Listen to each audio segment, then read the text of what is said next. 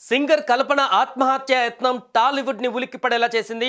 తన పాటలతో అందరిని హుషారుగా ఉరకలెత్తించే కల్పన ఎందుకు ఇంత పని చేసింది అని ఆశ్చర్యపోతున్నారు.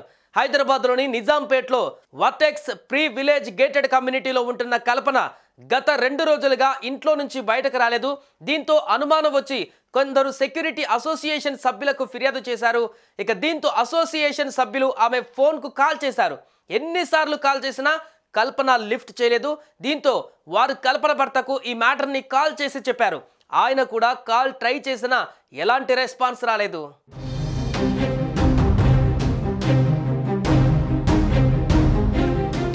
అనుమానం బలపడడంతో అసోసియేషన్ సభ్యులు పోలీసులకు సమాచారం అందించారు.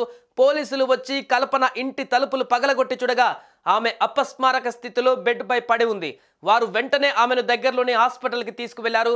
ప్రస్తుతం నిజాంపేట్లోని ఓ ప్రైవేట్ హాస్పిటల్ ఎంఐసియులో వెంటిలేటర్ పై కల్పనకు ట్రీట్మెంట్ అందిస్తున్నారు.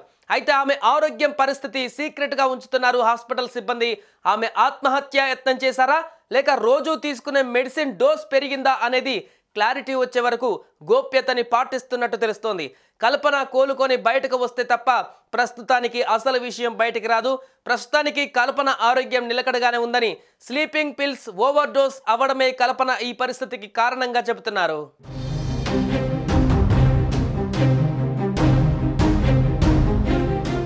కల్పనకు రోజు నిద్ర మాత్రలు వాడే అలవాటు ఉందని ఆమె భర్త ప్రభాకర్ పోలీసులకు తెలిపారు. 2 రోజులుగా తాను చెన్నైలో ఉన్నానని, నిద్ర మాత్రలు ఓవర్ డోస్ అయిందని కల్పన ఫోన్ చేసి చెప్పిందని వివరించారు.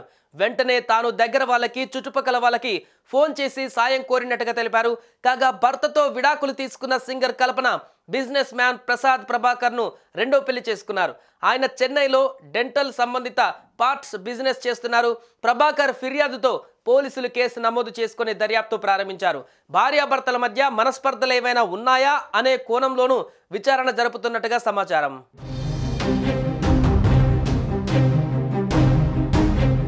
సింగర్ కల్పన ఆత్మహత్యయత్నం చేసుకున్న విషయం తెలియగానే సినీ ఇండస్ట్రీ ఉలిక్కిపడింది. సింగర్ కల్పనని పరామర్శించేందుకు హాస్పిటల్కి క్యూ కట్టారు. ఈ క్రమంలోనే ప్రముఖ సింగర్ సునీత కల్పన చికిత్స పొందుతున్న హాస్పిటల్కి చేరుకొని ఆమె ఆరోగ్యం గురించి ఆరా తీశారు. కల్పనకు మెరుగైన వైద్యం అందేలా చూడాలని డాక్టర్లను అడిగి తెలుసుకున్నారు సునీత.